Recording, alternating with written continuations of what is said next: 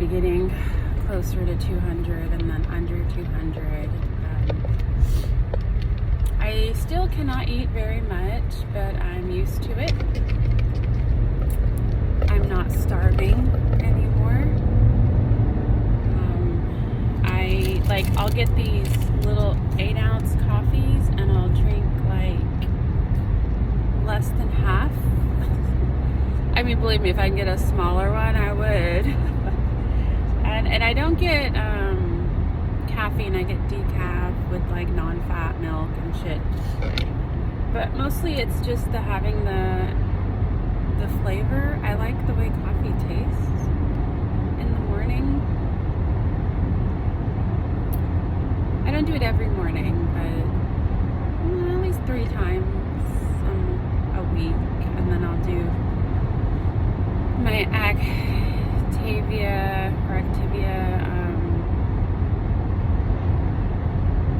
probiotic vitamin yogurt drinks.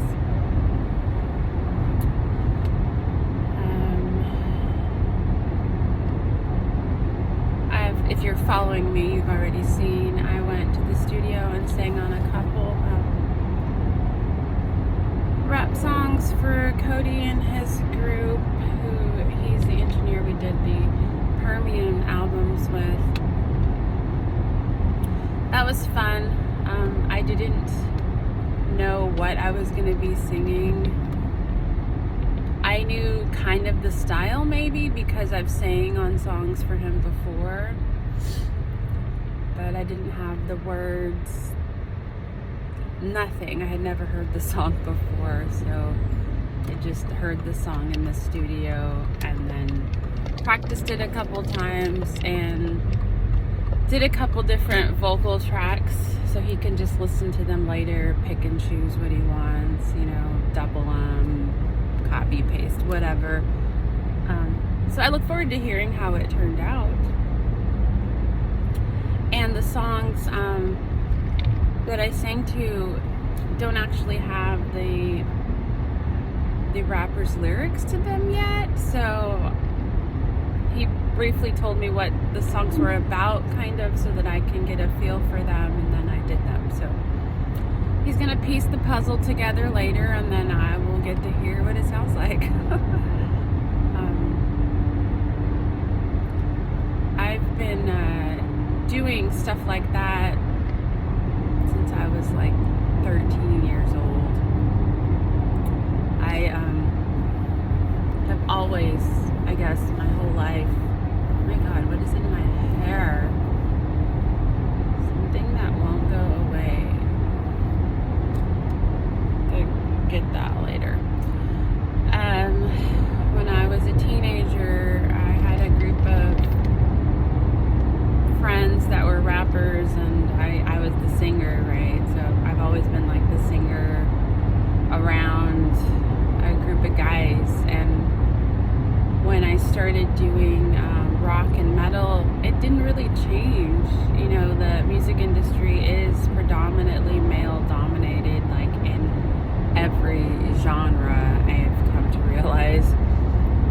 So being the only girl in a metal band or at a metal show or anything like that wasn't a really big deal to me, because I was always the only girl anyways, with all the rappers at the rap shows singing, it's kind of interesting how life is bringing me like back full circle to doing that again. I mean, none of the songs I've ever sang on have ever gone on the radio or gone anywhere for that matter. So, like, even though I've been singing for like 31 years and I'm good at it, I haven't done anything that anyone knows or anyone has heard of. So in the music world, I'm still unknown, which totally ties into my new name, Unknown Zordia. That's pretty much me, just unknown. super professional in so much as I've been doing it for so long. I'm good at it. I know how to do it. I know how to be a studio musician and how to be a stage musician and how all of the behind the scenes stuff works.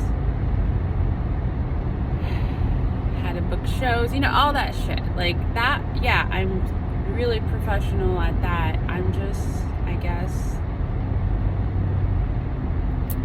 I don't want to say not successful, because I think I've successfully been a part of several groups and done several shows and festivals and things like that, but I've never stuck with anything long enough to see it all the way through, or to see where it goes or what happens. And obviously no one else that I've done music with has either, because otherwise the shit would be out there somewhere.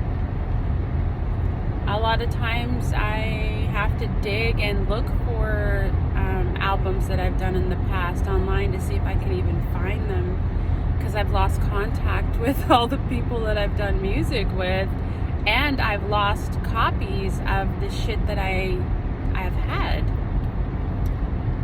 I remember some of the songs I did on one album were just saved on my phone, and I got a new phone, and who knows where the fuck that other phone is, so there's a lot of shit out there with my voice floating on it that isn't doing much at all, or nothing, or no one's ever gonna hear it.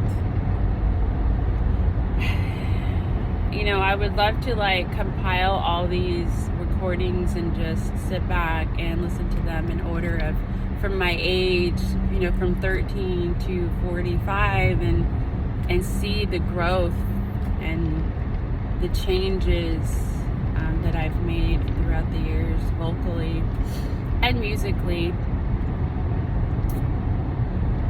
But those will all just be memories in my mind, most likely. I wouldn't even know how to go about getting a hold of some of the people. And I have since deactivated all my social media, so that would have been the only way I know to get a hold of some people.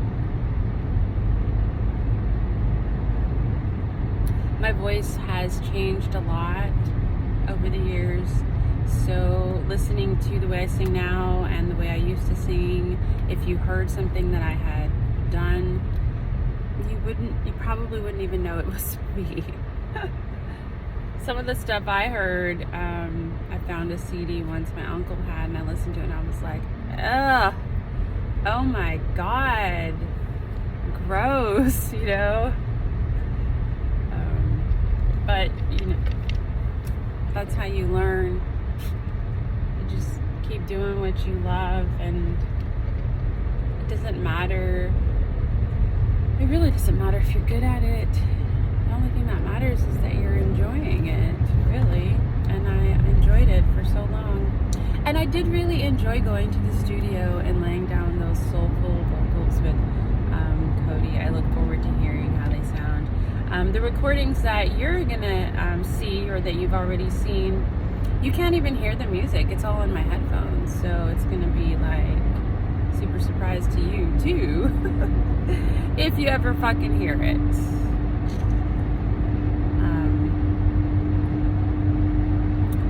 Anyways, I guess I'm back to doing studio projects.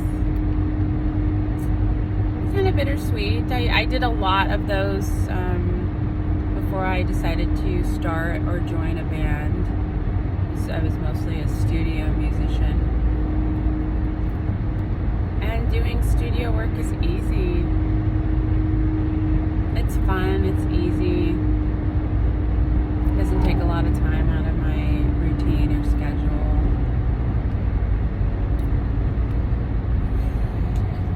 But it did make me kind of want to be in a soulful band. So I guess I still have a little bit of that itch, and we'll see.